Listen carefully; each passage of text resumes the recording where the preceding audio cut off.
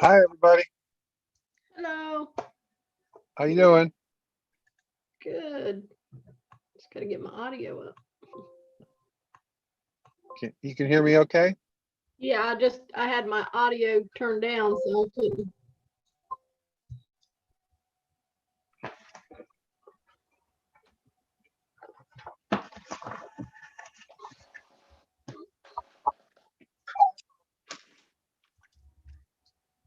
I'll be right back.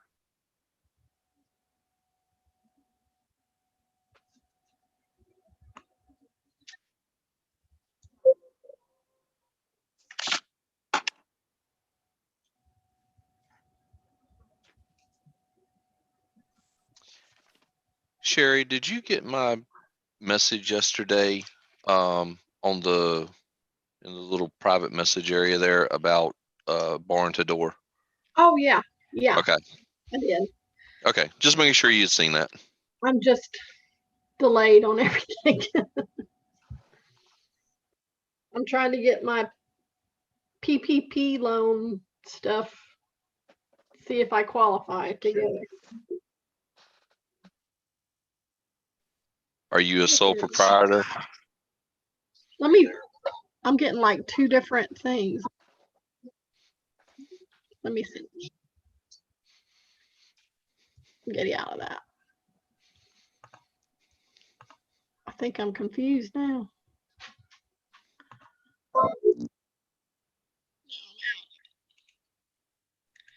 What have I done? Can y'all hear me?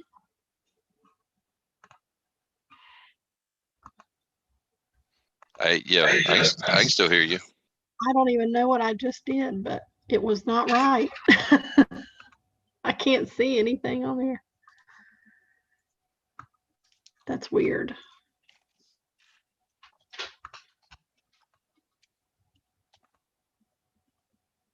What the heck?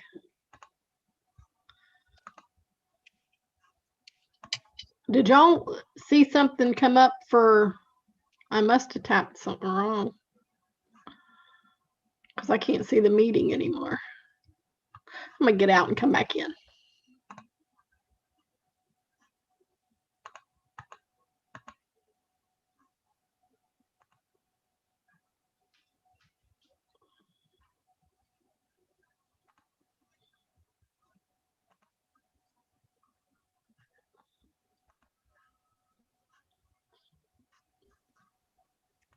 I can see you, Sherry. You seem fine. I don't know what I'm doing. I had pulled up, I guess it was a YouTube, so I had two things running at the same time. Yeah, that's dangerous. Yeah. It's funny, I used to work on computers. I mean, not on them, but I drew house plans. So I was always on computers. And for 10 years, I haven't been. So. Oh, wow. Good for you. A lot different. Yeah. Hi, Brady. How are you? Hey, Dennis. Good. How are you? All right, I think. So Tom will be calling here shortly. I just talked to him on the phone. Hopefully I sent him the right link. Are you able to make me co-host on your phone? Watch me, not on the phone, but on the, let's see, I just made you co-host. Awesome. I'm on my iPad shackled to my phone, whatever it's called, hotspot. Oh, okay. Yeah, I'll be able to let people in and then co-host Tom when he gets on. Okay, great. Oh, wait, actually, you're going to have to co-host him. I forgot. Only the host can make co-hosts. Oh, really? Okay. Here he is. I just let him in. Okay.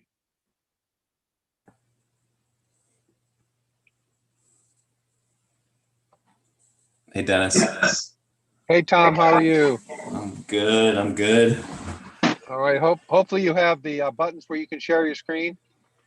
Yeah, but I don't have anything to share. Okay. Well, that's good. We're just going to chat. All right. I'm sure everyone's delighted to not have to stare at another PowerPoint. Yeah, I figured we're all sick of Zoom meetings after 1 year. Yeah. I'll just give a couple more seconds here and then we'll get going. Okay. Hi, Paige. Smile, you're on camera. Poor Paige is exhausted. She has 5 kids and a giant farm she tries to run around after. Oh, And man. probably a husband crazy as she is. I don't know. Okay. Well, we'll go ahead and get started. I have it's a little bit after 1. So welcome everybody. I want you to meet my good friend Tom Newell. Tom is a longtime friend and miracle worker because he's been managed to be my friend for 40 years or whatever the hell it is. And on top of that, he's one of the few people I can honestly admit that could beat me at 1-on-1, even in my heyday. So that's a lot for me to admit that, as Tom knows. So I do want to credit him with that. Tom is was my attorney for many years. He has a legal background. He also was the COO of Sunrise Senior Living, which is, I believe, the largest senior living homes in the United States, and has since become the founder and CEO or co-founder, whatever, of a similar organization in the UK and Canada called Signature Communities. Is that right, Tom? Signature Senior Lifestyle. You were close. Okay. Close I knew it had enough. signature. Yeah, it had signature in there somewhere. And so now Tom is helping folks like us with some conversation and some insights that I hope will be helpful to everybody. So with that, I'm going to shut up and turn it over to Tom. Okay. Thanks, everyone, for coming on a beautiful sunny day. And I see Sherry's got soccer game in the background, or is that is that just a fake background? That's workers harvesting shit back there, buddy. That is our U-Pick. That's a picture of our U-Pick field with people picking their own strawberries. Oh, I love that. Okay. Not yet. That was last year. Okay. So, Tom, just so you know, soccer does not exist here. This is it might be here somewhere, but I've never seen one. But anyway, there you go. So I hope this can be a bit interactive. I did this the last class and had some questions, and I guess I'd like to start. So I asked Dennis to ask you guys to watch the Simon Sinek Why video. Hands up, how many have had a chance to watch it? Good. Had any of you seen it before? Okay. Yes. Okay. I mean, I've probably watched it, a dozen times, and I've sent it around to a lot of folks. And I'll kind of come on to no pun intended, why the video was so important to me, and why all of Simon Sinek's work has been inspirational for me. But it really resonated. I guess before I get into this particular video, I would encourage all doing a startup, to have some thought leaders that you read or watch videos from. I mean, I didn't go to business school. I was a lawyer, as Dennis said. And when I got into business, I felt like I needed some training, and, others had plowed the ground before me. And so I read the Jim Collins books. Good to Great was probably one of my favorite ones. All the Simon Sinek books. He's got a new one called The Infinite Game, which is very interesting, about how, life is an infinite game and you don't really win it. You just play it. And it goes on. And I thought that was another good thought book by him. There's a book on execution by this guy Bossity, who used to be the IBM leader. So if this is the first time you've checked in on a thought leader to get some ideas for your business, I would encourage you to keep doing that. The takeaway from me from Simon Sinek's Why video was people don't buy what you do, they buy why you do it. And that's, I think, important in selling your product and raising money. How many of you guys have raised money yet for your business? Okay. How many of you think you will ultimately need to raise money for your business? Okay. I mean, I think, and I'll come on to how that happens. I've done some personal investing myself, and I have some thoughts on how I screen investments. I think will be pretty similar to others. So, but this idea of the why being the most important is resonates for me. So I'm going to do a little bit of just sort of talking about the things in my career I've seen as critical to success. And hopefully this is recorded and you don't have to take notes. You can go watch it again if you want to. But I've got a little bit from Dennis on sort of the things that you guys are doing, and it's a wide variety of ideas. And but I think this list of 5 things that you'll need to be successful will be consistent across all of your ideas and businesses. And the first one is there has to be a market or demand for what you're trying to do. And I mean, you can all think of examples, pet rocks, right? Who would have thought that there would be a market for a pet rock? But there in fact was. There's a market for food. There's even a market for bratwurst with, fused with booze, I guess. So if there's not a market for what you do or demand for what you do, you're not going to be successful. And how do you determine if there's a market? Well, you can look at other companies, who've been successful in it. You can take a leap of faith like a pet rock. You can try to do something a little bit better than somebody else has done it. Simon Sinek talks about, Apple of taking the PC and just extending it into a whole different area. But you probably have crossed that bridge already if you're in this program. You've determined that there is a market for what you're offering and there's a demand for it. So then the second, I think, indicator of success is, is what you do better. Do you have a superior product? Or can you do it more efficiently? What have you got that creates an advantage? And you're going to be able to explain why what you do is different and superior in any kind of fundraising process. Because the first thing you always look at is what's the market potential. Then it's okay. How do what you doing, makes you set up to succeed in that. And I think then the third thing is, is your advantage sustainable? Why can't somebody just copy what you do and rip your idea off? And there's a couple of different ways it can be sustainable. You can have some intellectual property that's unique, that you get a patent for, nobody can copy. You can create a scale that creates a barrier to entry.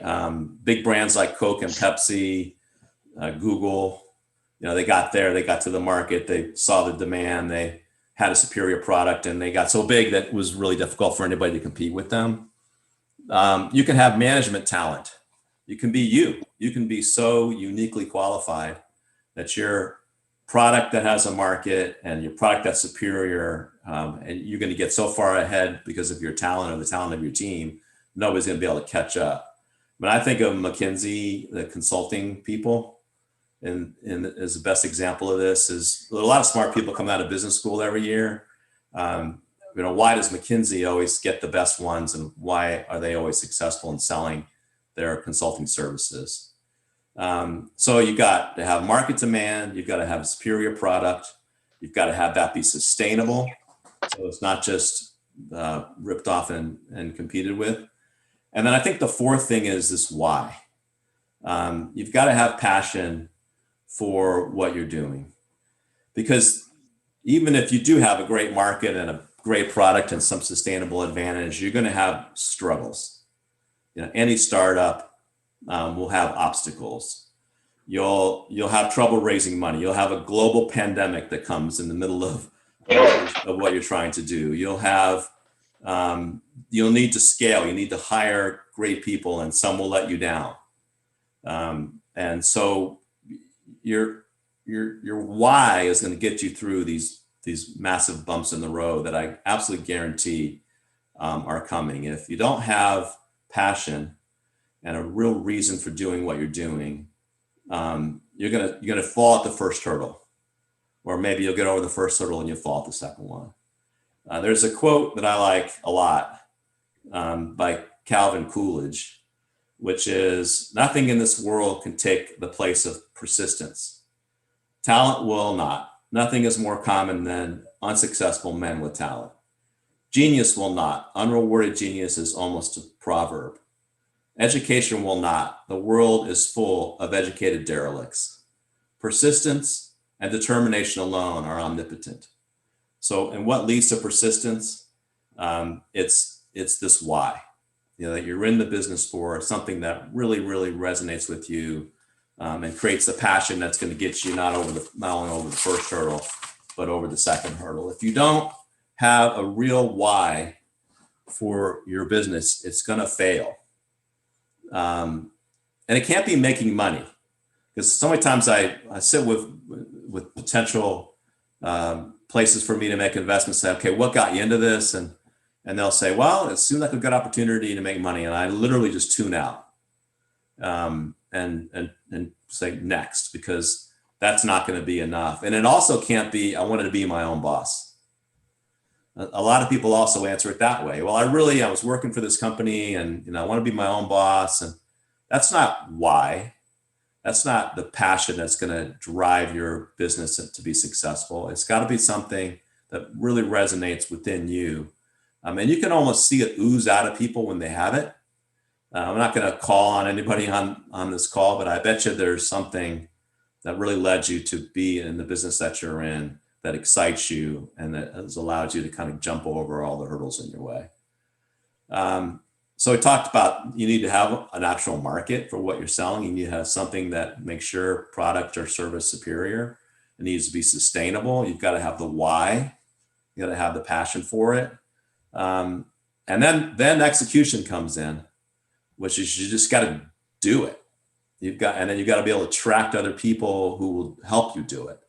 And that comes down to culture, mission, values, things that we could talk this whole session on, which I won't, but hire people who believe what you believe, who really connect with your why. And I think it'll make it easier to connect. But I agree with Simon Sinek that the why has to come first. His golden circle is correct. It's the soft, fuzzy stuff that ought to take precedence in your analysis of whether you can be successful in this business. Any question? I'm going to move on to a case study. Dennis mentioned Sunrise, and I'm going to talk through that history of that company that was very successful. But any questions, comments so far? Okay, don't be shy. So Sunrise Senior Living. So it probably is the best example, because I kind of lived it, of the why that drove an idea to be very successful. And then conversely, when we sort of lost our why, it led to a lot of struggles. So it's sort of trip to the top of the mountain, and then a bit of a descent down. And as I looked through that, it was it was because of the why. So nursing homes, how many of you, raise your hand if you've been to what I would call a traditional nursing home in the US? Okay. So typically it's not a great experience. Hold on one second. I'll mute this. In the 70s and 80s, when nursing homes started, it actually started because for some reason, when Medicare came into existence, the government said they would pay for a stay in a nursing home. Really didn't exist as a business. They decided it was a place to fund with government money, sort of the care of the elderly at the end of their life. And because it was a free thing, either under Medicaid or Medicare, the product was pretty poor. So when I think of nursing homes, I think of the traditional ones as really smelly, kind of fluorescent lights and tile floors, two to a room. Free generally equals pretty bad. And that's the product that existed in a nursing home in 1970, 1980. So the Clausens, who were the founders of Sunrise, he's from Holland and had seen a very residential model of care for the elderly. and then his wife, Terry Clausen, had a mother who was in one of those stinky, nasty nursing homes. And they thought in 1981, hey, there's a better way to do this. It can be residential feeling. It doesn't have to have tile floors and fluorescent lights. It doesn't need to be 2 people to a room. It doesn't need to smell bad. And so they decided to start Sunrise Senior Living in 1981. They bought an old boarded up house. They moved in. They were the first carers. They changed the bedpans. They made the meals. They, dealt with the incontinence. It's really kind of inspiring, that decision they made. And they thought that there was a product, even though there really wasn't anything like it. But they had confidence that yes, people would buy, even if they had to pay with their own money. There would be an opportunity for this private pay, alternative to nursing homes. They were true pioneers. They felt like they had a better product. They felt there was a market. They felt that they could do it, and they were right. I mean, they had, though, the best why that I've ever heard, which was they wanted to change the way America ages. That was the original slogan of Sunrise. They used their own money. They borrowed and begged from friends and family. They used everything on the credit card. But that idea and the passion and the why behind it, created a revolution in the U.S. I mean, today, I'll come on to that. So I met them in 1990. There were 9 Sunrises. They had just come up with what they called sort of mansion model of if you've seen it, it's a Victorian kind of style house. And Sherry's got the dog now. I'm going to get distracted. I'll call mine then. So, and I signed on. So I was a lawyerist, and I said, this is a great idea. Everybody, I think, wants to be part of something bigger than themselves. It was easier than normal for the Clausens to sort of attract, acolytes to the cause. We raised money, and I remember being in those meetings, trying to convince people that there was a market for a new kind of alternative to a nursing home. But in all those meetings, the lead was the why. It was way before Simon Sinek ever came out. We the Clausens, we Sunrise think that we've got a better product. Wouldn't you want your mother, to live in this kind of product as opposed to a old stinky traditional nursing home? In many ways, we talked about we were in the guilt assuagement business because nobody wanted to go to a nursing home. They did studies that said 70% of Americans would rather die than be in a nursing home, and no child wanted to put her mother or father or grandmother in a nursing home. So we started with that. Is just we want to make the alternatives better. We want to, with this new idea, change the way America ages, and money came. People were willing to back the concept, and so we built more Sunrises. And in 1996, we were able to go public and raise a bunch of money, and within 10 years there were 20 public assisted living companies that are all based on this idea of what the Clausens had come up with. It was a massive amount of capital that came into the industry. The problem with the industry in about 1999 was it got very saturated with house builders and real estate developers and others who thought, hey, I can do that. I can build a pretty building. Know why?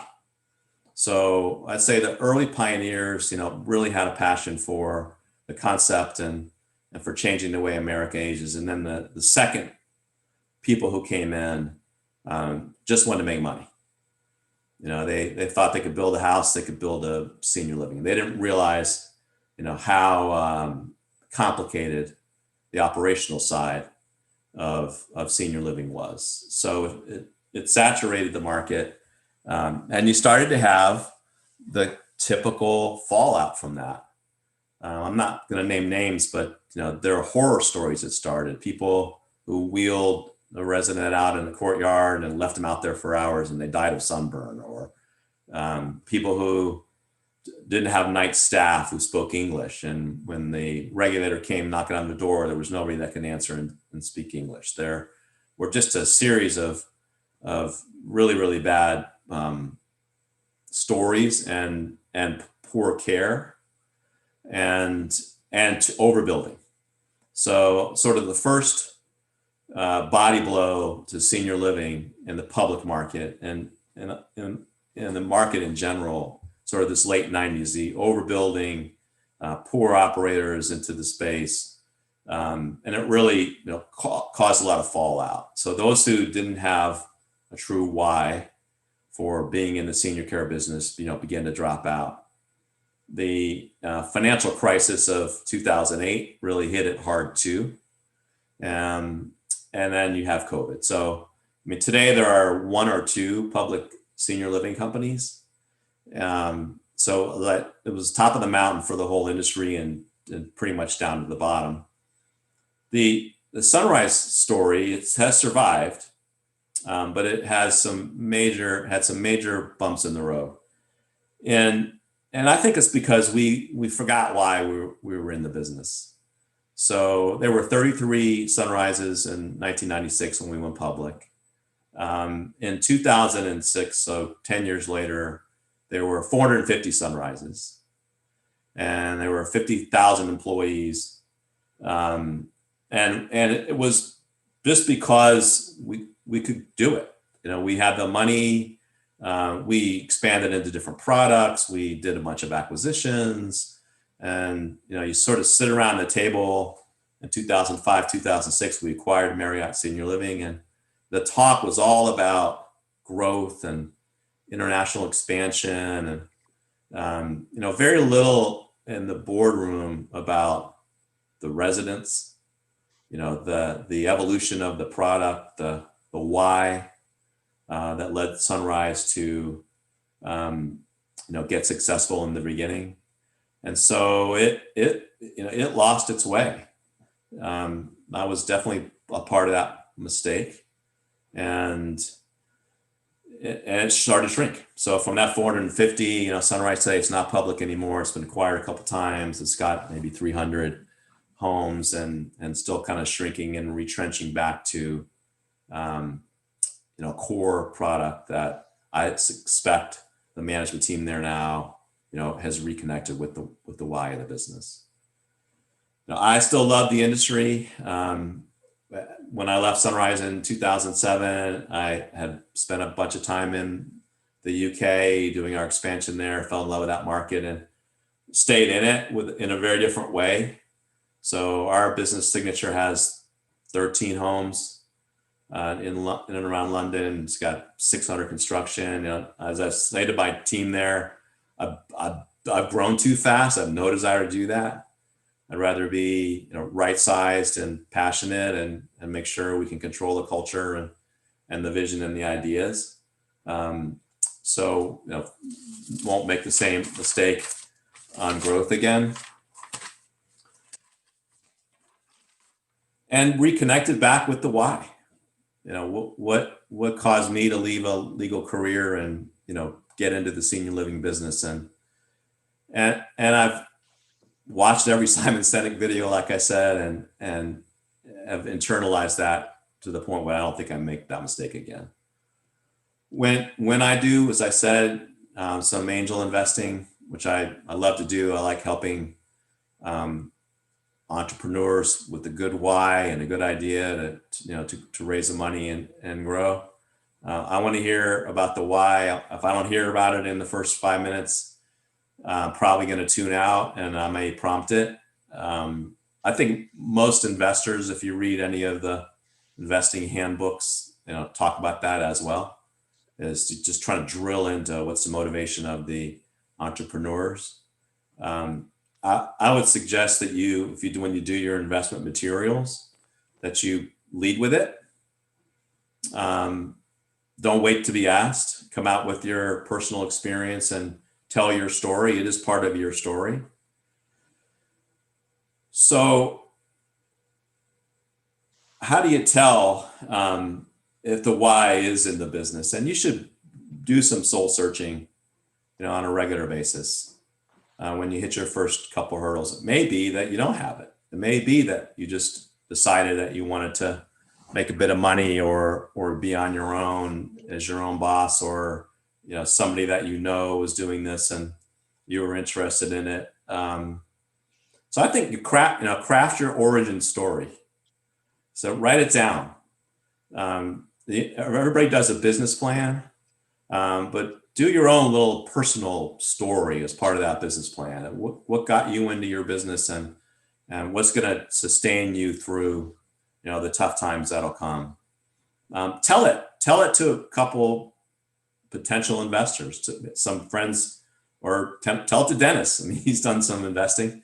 Are you going to be able to convince him or the investor that you're talking to, that you have a good origin story, that your business will benefit from your passion? Make sure you understand what your market is and what makes you unique and how it can be protected from competition. And be flexible. That there are so many twists and turns. If your why doesn't change, and if your why does change, you probably should do something different.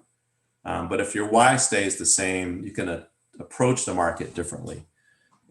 You can change your product. Competitor may come in with something a little bit better that you can kind of maneuver around. Everything else can change. The strategy can change, the tactics can change, the product can change, but your why should be inviolate. If for this business that you're doing, you should always be aiming at fulfilling your why. I mean, we talked about Sunrise. I mean, the product, from those 40-bed mansions in the 80s, we ended up building 120 beds. We did independent living. We had some home health. And when we were burning with the passion of the why, they were successful. And the product just evolved. And it's still evolving in senior living, and it needs to. But the why to make a difference in the end of life of seniors, that's the same.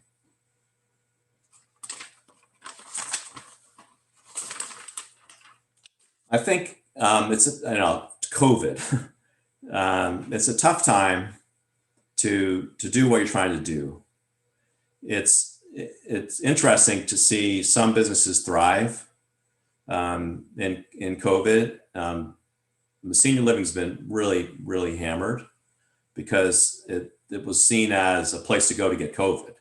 You look at what happened in New York. It's the same thing happened in London. A lot of places in the States really suffered with death rates and staph infections. It will be all right at the end if the product is acceptable, and when people realize there aren't a lot of great alternatives. I look at the golf industry, which I was on the board of one of the larger management companies. I mean, they thrived in COVID, and it became a place to go outdoors, and it was safe exercise. And you look at the Peloton exercise equipment. We're on Zoom. Look at what Zoom has done.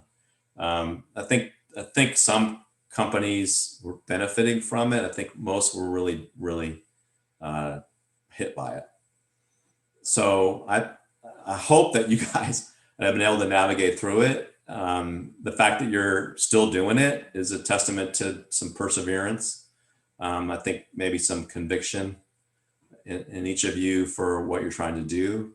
But you have my sympathy in this headwind that we've all had in the last year from COVID.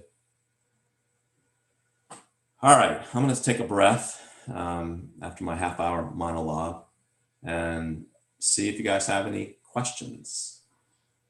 I know they will. I just wanted to point out something. I told the group earlier this week that Tom would be pointing out some things from his experience.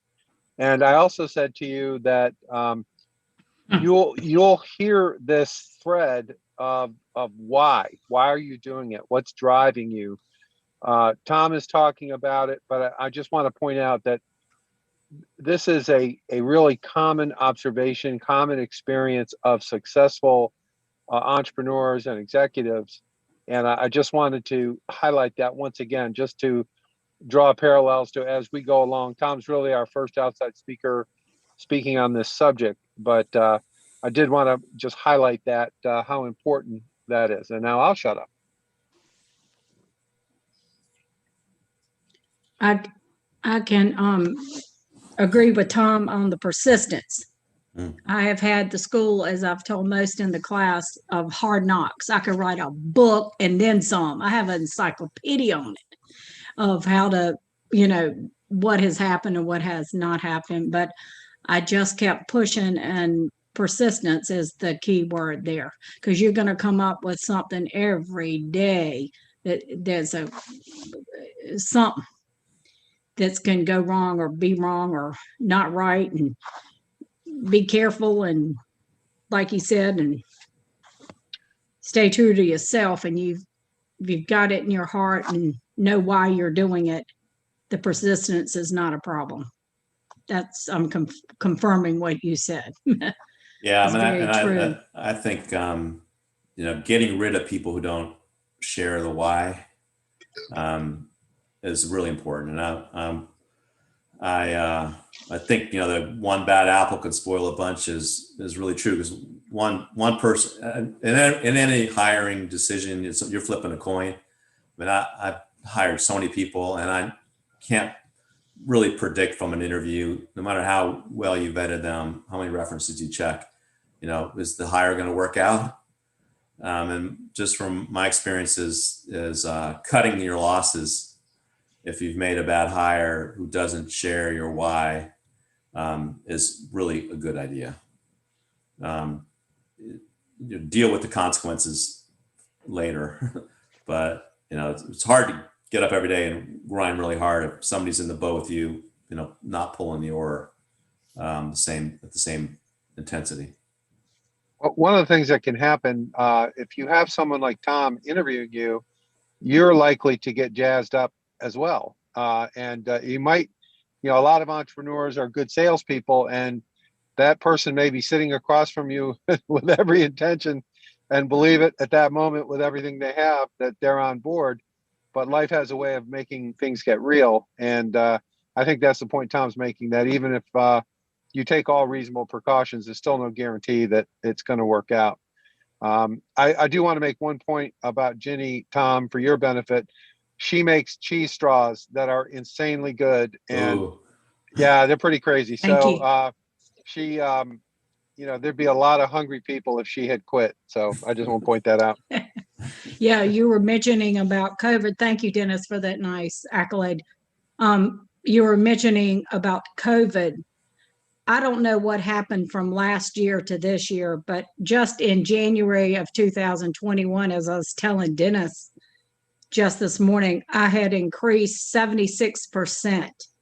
Last year, I have no idea what happened. I have not seen the light of day until I started taking this class. This is how, but then 20 other things happened at the same time.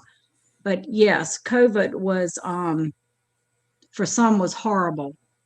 And it just being in the food business, I think, escalated everything for everyone, really.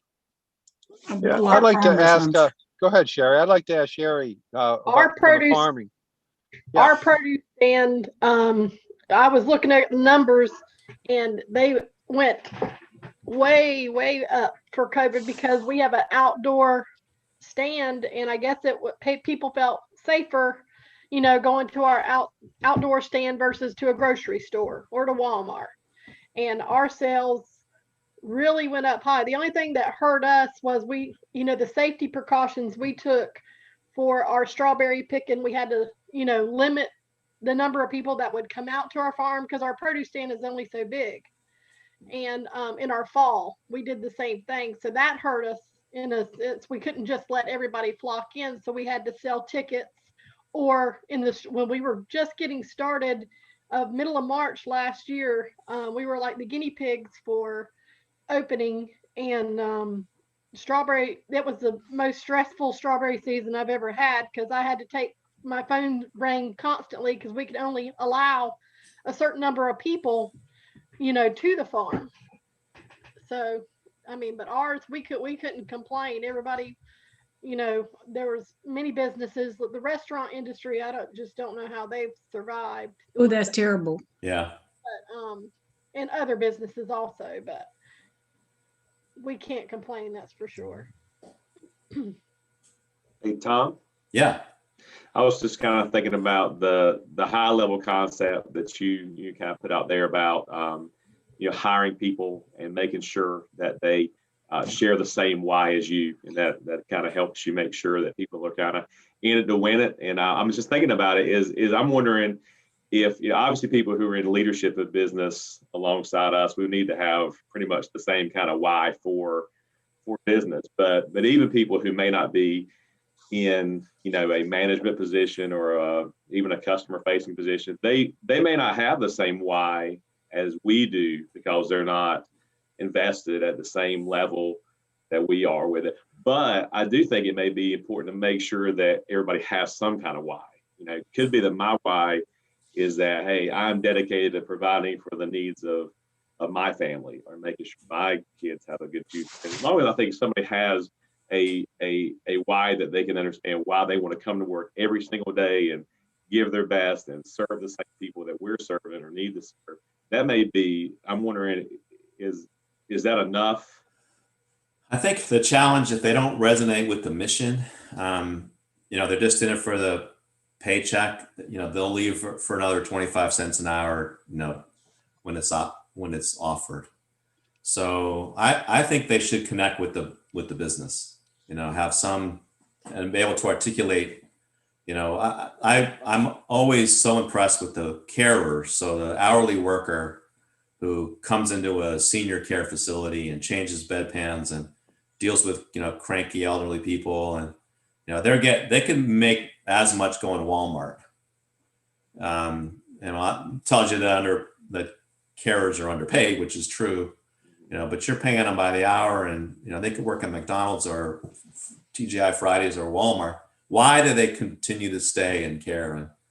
And because they feel like what they're doing is really important, and they connect with the underlying mission of the business. So I don't agree that they have to be a good long-term employee. They have to either be loyal to you, and that could be it. They just resonate off of your why, and you've got a culture in the company that helps sustain them. And an accountant, can resonate with the mission of your business. And if they don't, then they'll be lured away at the first opportunity by somebody offering them a little bit more. And then you've got to start all over with hiring. If every hire is a coin flip, just constantly needing to hire, it's just draining. It's going to take all the leader's time. And so I try to hold out in hiring for some connection to the why, underlying why of the business. And if you can do that and still fill your team, that's going to be better. I appreciate that. Yeah, I think taking that a little further for me. Thank you for that.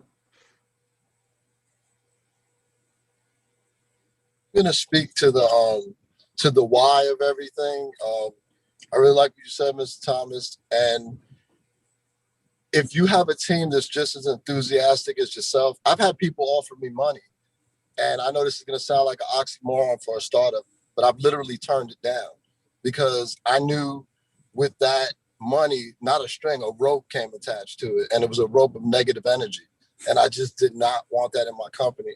I have been fortunate enough that I have investors who are millionaires, and they're on my board. 2 of them invested in me without 5 figures, without even meeting me. Just my story, the way I explained to them over the phone. Of course, we met video and that type of deal, but not in person. There was money transfers made to the bank account without me even meeting them, just because of the way I told them of why I want to do what I'm doing. Because my idea came to me through a vision from a person that was being taken advantage of. And that face is on me every day when I go to work on my project, when I go to work for my company. Anything that I do, I see that girl's face in my mind, and I'm like, that could have been my sister. That's somebody's mother. I mean, she did have a child with her as well.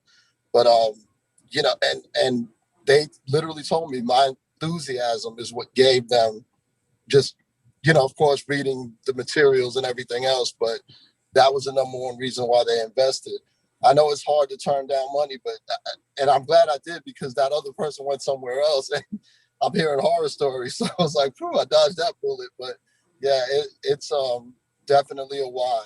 And when you get away from that why, even for a second, it just, I don't know, for me, it went in another direction. I was like, no, I got to grab back onto looking at that and have my team. I'm blessed to have like-minded people that are just as enthusiastic as myself about making this come to fruition.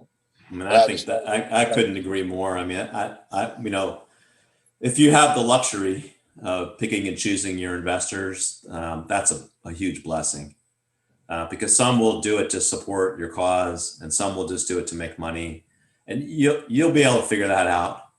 And when you're talking to investors who's really in it, do they listen to your story? I mean, that's one of the reasons I start with the why in the pitch, as you could tell right away if that investor is interested.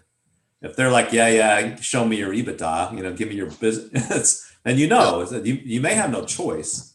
And then you just need a really good lawyer who's going to insulate you from that you know, that toxic investor coming in and wanting to control you because of the money that they invested. But you know, the early Sunrise investments, we had a great story and we had some early success, and we had the blessing of being able to pick and choose, you know, who we went with, and we picked well. But you know, yeah.